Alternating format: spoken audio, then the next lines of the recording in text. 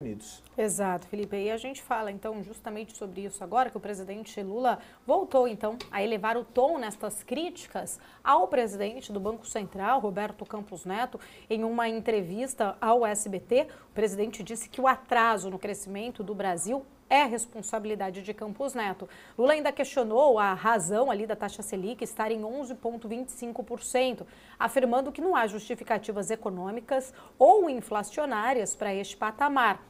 Mais uma vez, ele acabou referindo-se ali a Campos Neto como esse cidadão, né? Ele tem sempre o hábito de se referir a Campos Neto, o chamando de cidadão. Disse que a única explicação ali para os juros altos é a teimosia, então, do presidente do Banco Central. Mesmo com as críticas duras, Lula disse aí que mantém conversas civilizadas com Campos Neto e que imaginava que ele seria ali mais prudente e mais rápido nos cortes de juros. Lula também expressou esperança em mudanças futuras na política econômica, destacando os impactos negativos dos juros altos sobre os empresários, trabalhadores e a economia brasileira em geral. Tá aí, então, essas críticas, né? A gente viu ali vários pontos desta entrevista de Lula, mas mais uma vez, né, Felipe, ele mencionando, trazendo aí, de fato, a figura do Campos Neto, não do colegiado como um todo, né, até mesmo os próprios indicados dele, que fazem parte aí do comitê, que trouxeram também na unanimidade a mesma visão que o próprio Campos Neto, né, a redução na mesma magnitude ali que a gente tem visto. Apesar disso, um discurso político, claro, ali do próprio presidente, trazendo ali a figura do Campos Neto, né, que ele sempre o criticou em relação à questão dos juros, mas uma leitura um pouco preocupante, Felipe, no ponto de vista de alguns especialistas também. A gente até vai falar aqui sobre a parte dele, sobre Petrobras, mas quando ele cita essa questão dos juros especificamente, ele volta a trazer algo que é importante a ser monitorado. Aquela questão que ele fala que vai ser preciso os bancos públicos baixarem as taxas de juros para forçar os bancos privados também a fazer este movimento de baixa. E isso traz uma preocupação para muitos especialistas de interferência do governo na economia. Ele ainda citou também, né, ali que depende muito do Estado conseguir diminuir o preço dos alimentos, diminuir o preço da energia. Então traz uma sinalização, um alerta que o governo está ali muito mais olhando, né, para possíveis interferências na economia através do governo, trazer essas interferências, e é isso que é preciso monitorar até mesmo para o próprio movimento da curva de juros, né, na hora que acomodarem aí as percepções sobre esta declaração do Lula. Pois é, Paula, e a utilização de bancos públicos, né, a gente já pensa no Banco do Brasil, que tem ações listadas, mas Banco do Brasil, a Caixa Econômica Federal, o próprio BNDES, com a política de concessão de crédito subsidiado, isso tende, né, a trazer algum tipo de impacto, não necessariamente, né, especificamente sobre os bancos, mas também sobre a percepção do mercado financeiro. Quando a gente fala de risco, né, o mercado fica monitorando os riscos que estão por vir, e esse certamente é um risco, principalmente quando a gente vê em algum momento ali alguns ministros sugerindo reduzir, né, na canetada o juro do consignado, fazer algum tipo de movimentação um pouco mais aprofundada, né, em relação a juros, justamente para forçar os bancos privados a fazerem uma queda também. Em relação às críticas, né, do presidente Lula ao presidente do Banco Central, Roberto Campos Neto, é interessante, muito interessante isso que você citou, que agora são 4 diretores indicados pelo presidente Lula. Mas claro que ele volta, né, no tempo para criticar quando o Campos Neto e os diretores ainda indicados pelo governo anterior não fizeram um movimento de queda de juros. E sempre, né, os diretores do Banco Central, o próprio Campos Neto, foram muito conscientes e muito vocais ao dizerem que era um momento onde não se podia fazer nenhum tipo de movimento de queda de juros, porque existia, sim, um risco bastante aprofundado de repique inflacionário. O Banco Central foca na inflação, tenta conter a inflação por meio da taxa de juros, por meio da política monetária, e existia um risco muito forte desse repique. É o exato movimento, é o exato momento que está passando o Banco Central americano. Quando o Federal Reserve tem sido bastante criticado também por não cortar os juros, justamente porque a gente já teve um arrefecimento da inflação lá nos Estados Unidos, a gente já teve um movimento um pouco de queda de inflação lá nos Estados Unidos, e Jerome Powell, todos os dirigentes do Fed têm sido cobrados para cortar o juro, principalmente pelo mercado financeiro. E também pelo próprio candidato a presidente Donald Trump, falando que ele está num movimento ali que pode cortar os juros para ajudar Joe Biden. Então, e Powell fala, olha, se cortar o juro antes do ponto certo, se precipitar, se tomar decisões precipitadas em relação ao juro, é bem capaz que haja um repique inflacionário e aí a inflação volta a ficar descontrolada. Justamente porque a segunda etapa do processo de desinflação, ela é um pouco mais complicada, não está muito sujeita à política monetária, então precisa esperar a economia ficar um pouco mais deprimida mesmo antes de promover o corte de juros. E tem toda a questão do fiscal, Paula. Quando o Banco Central já sinaliza alguns cortes à frente, ele está de olho no que ele pode fazer, mas está de olho também no que pode acontecer, naquele mapeamento dos riscos, no que pode acontecer lá na frente. A questão fiscal, a própria questão que você comentou referente aos juros dos bancos, também a questão da dívida, da trajetória da dívida brasileira é colocada na conta do Banco Central. Então, o presidente Lula, por mais que a gente compreenda que um juro alto penaliza a economia, penaliza o empresário, até mesmo a gente comentou em relação ao PIB aqui, né? Tira um pouco do ímpeto do empresário brasileiro em fazer, né, investimentos para colher lá na frente, estimula de alguma forma o próprio rentismo, porque a renda fixa fica assim um pouco mais atraente em relação ao risco de uma renda variável ou ao risco de qualquer tipo de investimento.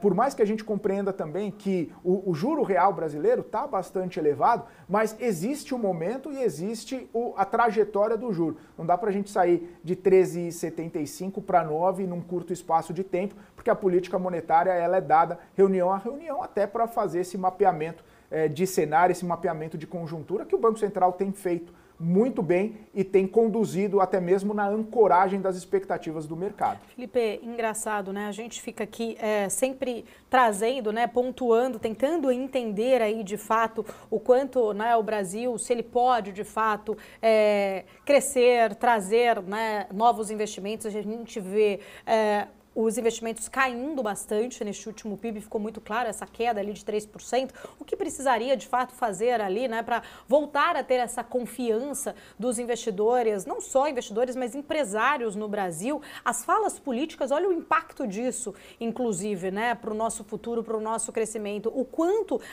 o Brasil, ele é vulnerável à percepção dos nossos governantes, seja esse, seja outro, seja qualquer outro presidente que estiver à frente, mas essa percepção, estas falas, elas podem provocar efeitos graves na nossa economia, até mesmo ali para um médio e longo prazo, né? O quanto a gente está vendo o Brasil ter oportunidades, perdendo oportunidades, principalmente quando a gente fala ali em energia limpa, em se tornar essa referência em energia, né, globalmente falando, mas o quanto isso, de fato, acaba ficando preso por conta de questões políticas, por conta de pensamentos ali políticos, né? O quanto a gente estava, de fato, ali vulnerável a essa percepção dos governantes do nosso país.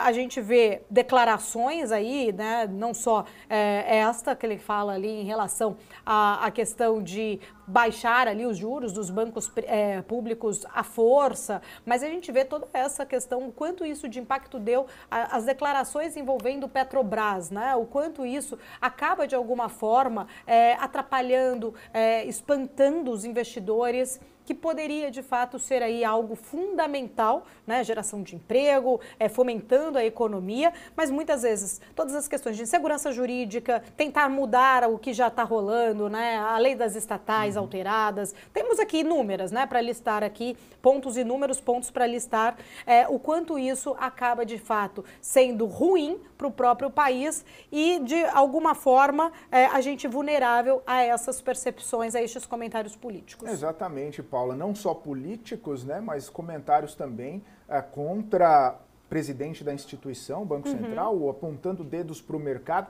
Inclusive, nessa entrevista, né, o presidente Lula disse que o mercado é um dinossauro voraz que quer tudo para ele e nada para o povo. Que se for atender o que ele chamou de a choradeira do mercado, ele não faz nada.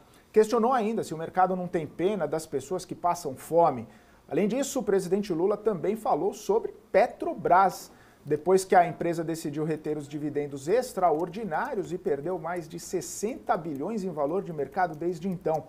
Disse que a companhia estatal não é apenas uma empresa de pensar nos acionistas que investem nela, porque a Petrobras tem que pensar no investimento e pensar também nos 200 milhões de brasileiros que são donos dessa empresa ou até mesmo sócios dessa empresa por meio do governo. O presidente Lula falando, né, sobre um dinossauro voraz, apontando o dedo para o mercado financeiro, como se o mercado financeiro também não fizesse muitos financiamentos, não investisse no Brasil e também não contribuísse, né, com o produto interno bruto, com o crescimento econômico, até porque sem os investimentos do mercado, sem o risco que os empresários tomam, o governo não teria capacidade de promover um crescimento econômico sustentável ao longo de tantos anos, sem a figura do empresário, sem a figura do mercado financeiro. Exato, né, Felipe? Investidor de longo prazo precisa de estabilidade.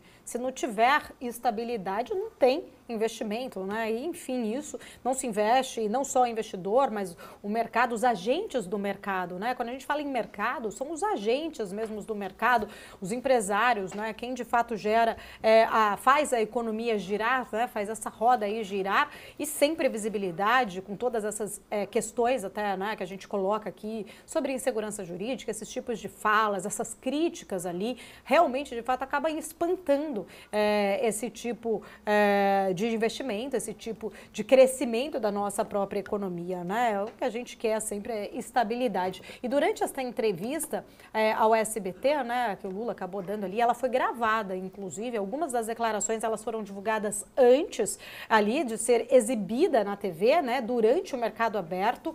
Isso que é um ponto aí que chamou muita atenção, porque vazou a informação das opiniões de Lula durante o mercado aberto. A Petrobras, que tinha chegado a subir mais de 3% ali ao longo do dia, logo após ali os conselheiros da própria Petrobras terem sinalizados que poderia repensar na distribuição dos dividendos, só que com essas falas de Lula, no entanto, as ações da companhia perderam todo este fôlego, viraram um sinal. Petrobras acabou encerrando o pregão desta segunda-feira com queda de 1,3%. Todo esse receio do mercado é que a companhia realmente tenha uma ingerência do governo e faça uma alocação de capital equivocada. Inclusive, vários bancos já revisaram esta percepção sobre Petrobras logo após aí todos esses movimentos da semana passada. Pois a Petrobras acabou tendo, né, toda essa percepção mais negativa, hoje abrindo num patamar positivo, também por conta do saldo, né, que ontem o presidente Lula se reuniu com o presidente da Petrobras, Jean Paul Prates, com os ministros da Fazenda, Fernando Haddad,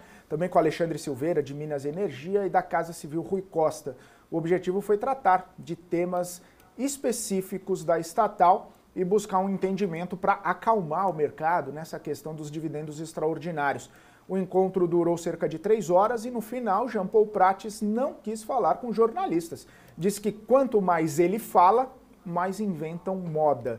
Por isso, apenas Alexandre Silveira e Fernando Haddad deram declarações aos jornalistas. E o ministro de Minas e Energia, Alexandre Silveira, ele afirmou que o Conselho de Administração da Petrobras pode voltar a reavaliar, então, essa decisão de reter os dividendos extraordinários em um momento oportuno. Ele ainda acrescentou que esta decisão sobre os dividendos extraordinários é dinâmica. Reforçou que os dividendos ordinários foram distribuídos conforme previsto, porque, né, em nenhum momento o governo perde a visão de dar mais previsibilidade aos investidores. Já o ministro Fernando Haddad comentou que a evolução dos investimentos da Petrobras devem ser avaliados para averiguar se os recursos vão ser necessários para a companhia ou se eles podem ser distribuídos.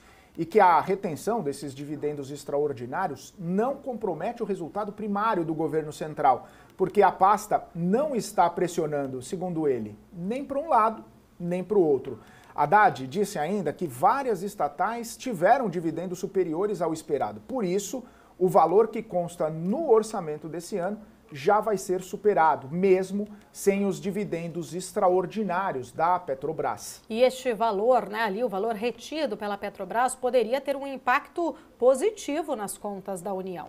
O governo ele estima uma perda de arrecadação de 12 bilhões de reais por causa dos dividendos extraordinários. A União, ela é acionista majoritária da empresa, tem 28,67% do capital da Petrobras. A equipe econômica, ela reconhece que a distribuição de dividendos, ela poderia fortalecer o caixa da União. Apesar disso, a projeção de ganhos do Ministério da Fazenda, com dividendos ali de estatais em 2024, se mantém inalterada. Nas projeções ali estão 41,4 bilhões de reais. Pois é, e depois de toda essa discussão sobre dividendos, a Petrobras está sim reconsiderando essa decisão de não distribuir os extraordinários aos acionistas. Numa reunião agendada para o dia 25 de abril, vão ser os acionistas que devem discutir a possibilidade de distribuir parcial ou totalmente esses dividendos. A diretoria da Petrobras, liderada por Jean Paul Prates,